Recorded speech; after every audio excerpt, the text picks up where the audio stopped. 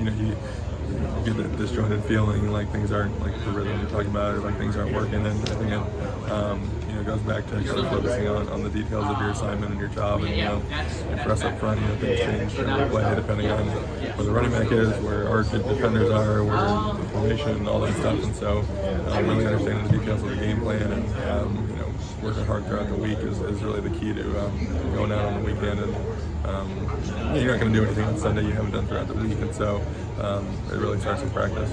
And you guys are such a tight unit, and I know it's the next man up theory, but when you get hit with injuries, when you have a new player who's just suddenly coming in this week and expecting to learn, is that something that just takes more of a challenge to get the unit to gel? I don't think so. I mean, you see a lot of teams go through a lot of injuries and be successful out of it, and they get brought up a lot. But I mean, I feel like a couple years ago, I had a quarterback go down, had a left tackle go down.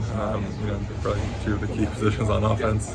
Quarterback for sure, and you just kept on humming and kept going. And so you're always going to have those types of things, and just that's what coaches harp on all off season, is working on depth and making sure that you have guys who are able to fill in and do well. And I think that's what we've done a good job here. I mean, you look at the guys that come in, and they're all pretty good football players too. It's not like there's a huge drop off.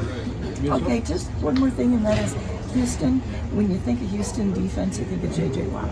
So tell me a little bit, how do you account for that guy, and is everything around him, and got Mercilus too, but how do you look at this defensive line?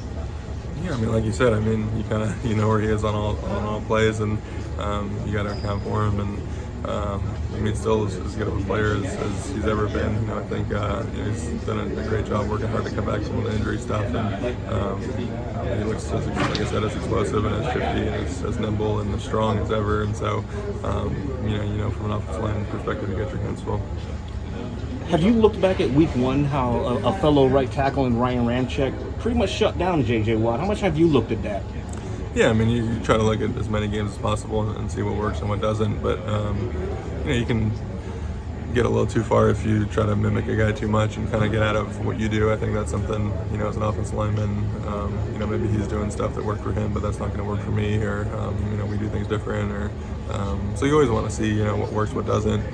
You want to go into a week and think, oh, this guy does these things. I can do these things to counter them, and this will be effective. But I did that early in my career where I kind of tried to copy guys too much, and you just lose kind of your base fundamentals and what made you a good player. And so you want to see what works, what doesn't. I think it's the type of thing for pass rushers. I mean, that gets brought up, and that Vaughn didn't have a sack for a couple games, things like that, and the impact those guys have on a game goes far beyond not having a sack or quarterback hit. And so you see plenty of plays where maybe JJ is not the guy who gets the stat on the stat sheet, but he's ripping around the corner at 8 yards. Quarterback's got to step up, another guy gets a sack, or quarterback's launch point is kind of messed up, and the ball comes out weird, and you get an interception or a big third down stop. And so I think you kind of look at the stats and see, that guy had a good game against him. But good players have huge impact on every game, and they don't really ever get shut down.